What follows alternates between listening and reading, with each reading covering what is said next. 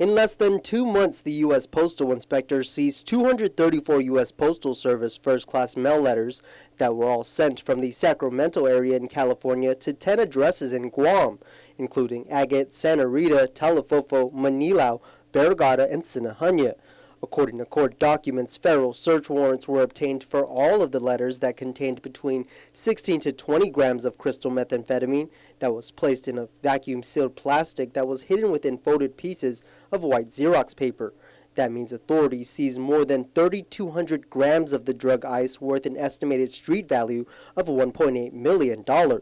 DEA Special Agent Kirk Williamson submitted the application for the search warrant and noted that nearly all of the letters had legitimate return addresses and or logos from businesses in Sacramento, including Wells Fargo, U.S. Bank, Chase, a woman's friend pregnancy resource clinic, Citrus Heights Vet Center, and others.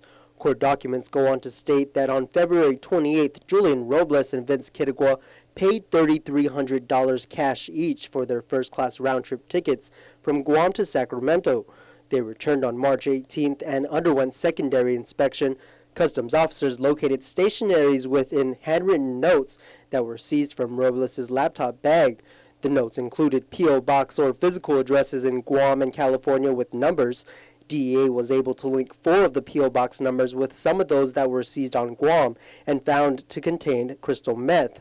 They also found several templates on the laptop for legitimate business establishments that had been used as return addresses for envelopes that contained the drug ice and were sent to Guam. The Fed's case was strengthened when a cooperating informant provided information about alleged drug trafficking activities of Robles, Christopher Wackey, and Jovan Santos. The informant told authorities that Robles and Santos would travel to California to purchase methamphetamine, then package the drugs and mail it to multiple addresses and known associates.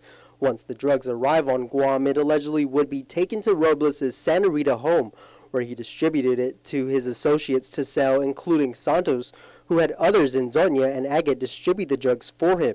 The drug proceeds, believed to be hundreds of thousands of dollars, would be kept at Wackey's residence in Talifofo rather than at Santos' home in Baza Gardens. On May 1st, KUAM first reported on our primetime newscast authorities executed search warrants in 3 locations at Santos' home in Zonia, where authorities found numerous firearms, Wackey's home in Talifofo, and Robles' home in Santa Rita. The warrant on Chalinquindo Street led to Robles' arrest. During an interview, Robles admitted to purchasing between 50 to 100 pounds of the drug ice from sources of supply in California in the past 2 years and distributing it in Guam.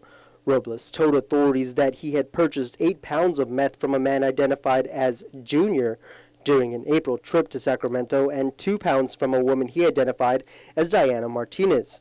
Robles provided cell phone numbers for both individuals, and the DEA obtained federal search warrants to determine the location of the phones.